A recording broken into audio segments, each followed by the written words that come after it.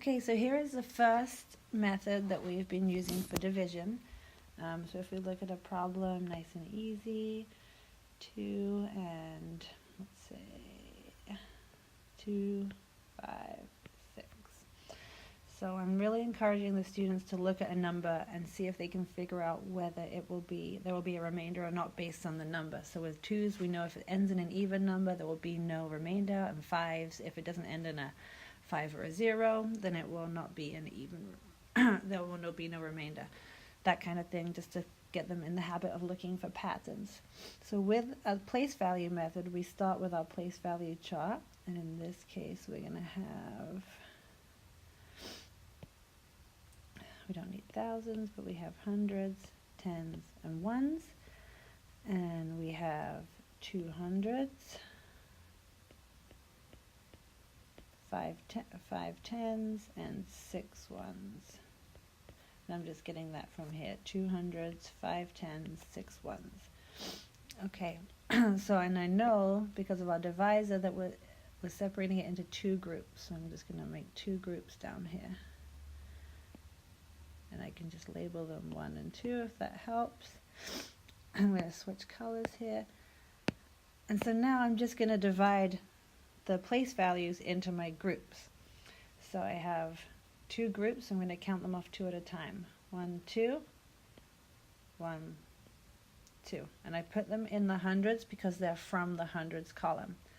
Now I know that I have 5 tens in my hundreds, so I'm going to have in my tens column, so I'm going to have to unbundle. And so I'm going to count 2 at a time. 1, 2, 1, 2.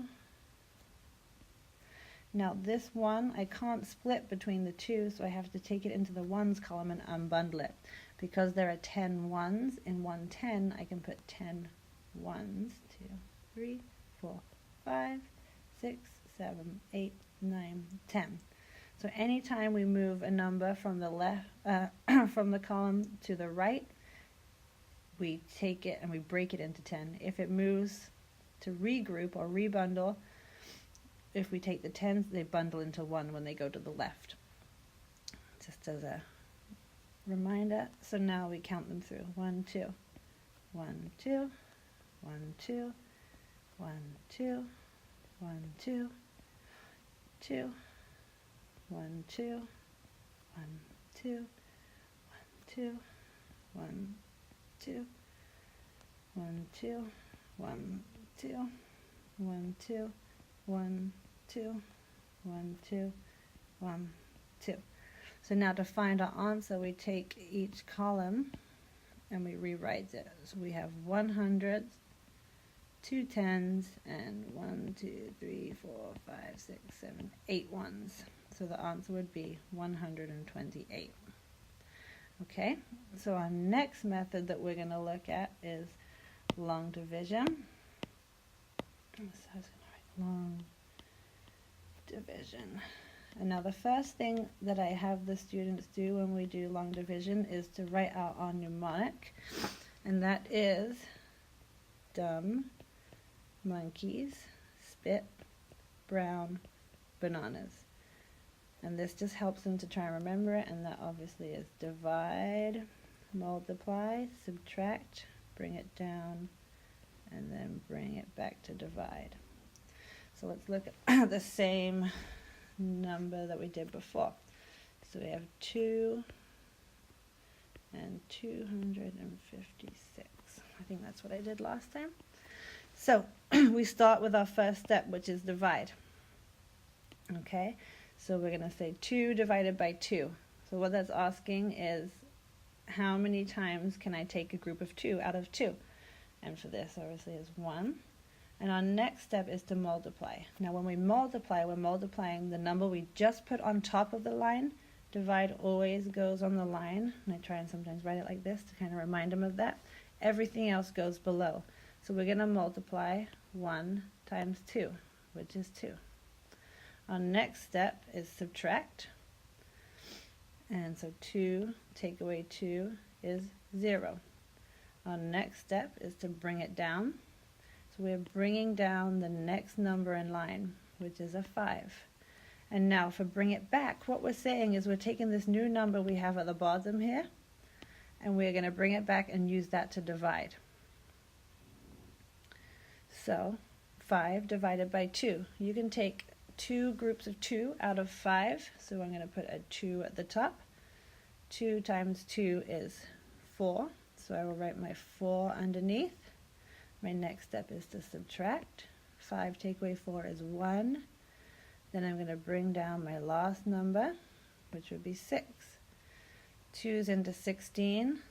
8 times 2 is 16. That's another way I'll get the students to think about that, because divide is a scary number for them.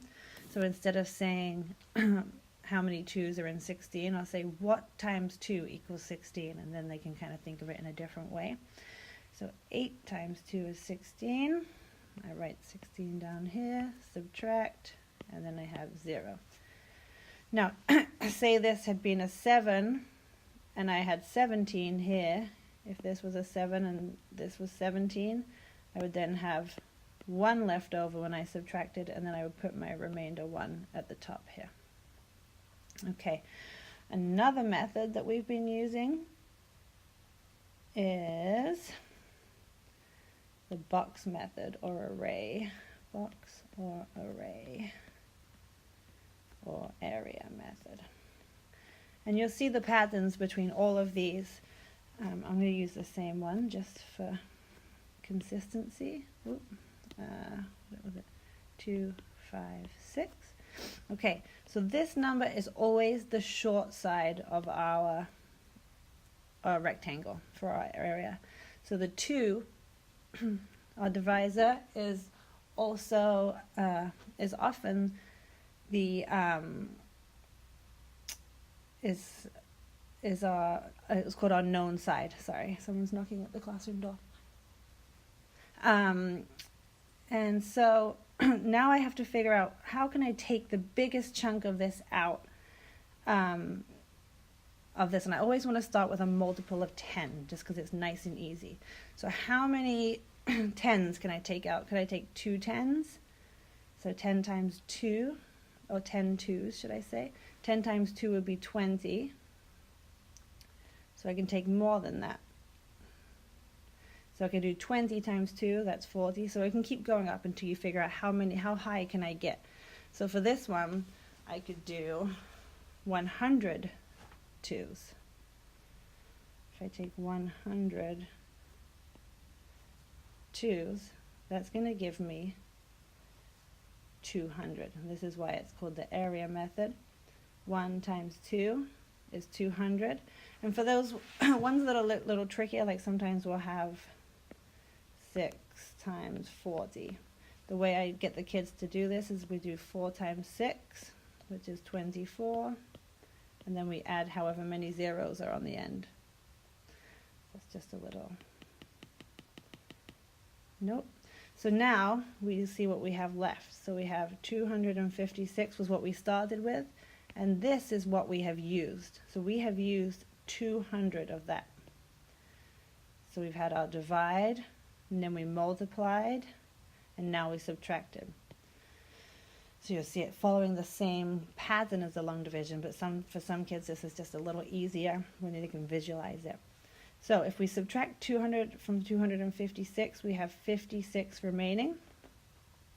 So now I have to think, okay, what's the closest I can get to 56? And now, because it's an even number, we know that there's one number that it could be.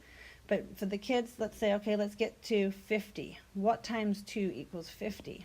That's nice and easy. So I can know that 25 times 2 is 50. And it doesn't matter how many pieces of rectangle they need to use. And if the multiplication is a struggle, can we get to 10? Can we take out 10? Can we take out 20? So whatever they're more comfortable with, you can go with for that. So I've used 50, so now I'll subtract 50 from there. Then I see what I have left. So now I have 6. So now what do I times by 2 to make 6? Would be 3. So now I've used my 6, I can subtract it, and there's my 0. So now to find my answer with the box method, we add up the top numbers. So I have 100 plus 25 plus 3 And for some kids, they like to see it like this. And then the 3, which equals 128. So my answer would be 128. See, we're getting it right. And then another method that I've shown them just because some kids can think in their heads, we call it short division. It's really popular in England, and it's the same thing, but without all the working. So 2, 5, 6. So for this one, you'd say, how many times does 2 go into 2? 1. I've used that number now. How many times does 2 go into 5? 2. But that would be 4, so I'd have 1 left over. So this one works really well for kids that can count and carry in their heads. How many times does 2 go into 16? It would be 8. And I've used that number, and I have nothing left over. Okay, I hope that helps. If you have any questions, don't hesitate to message me. Okay, thanks. Good night.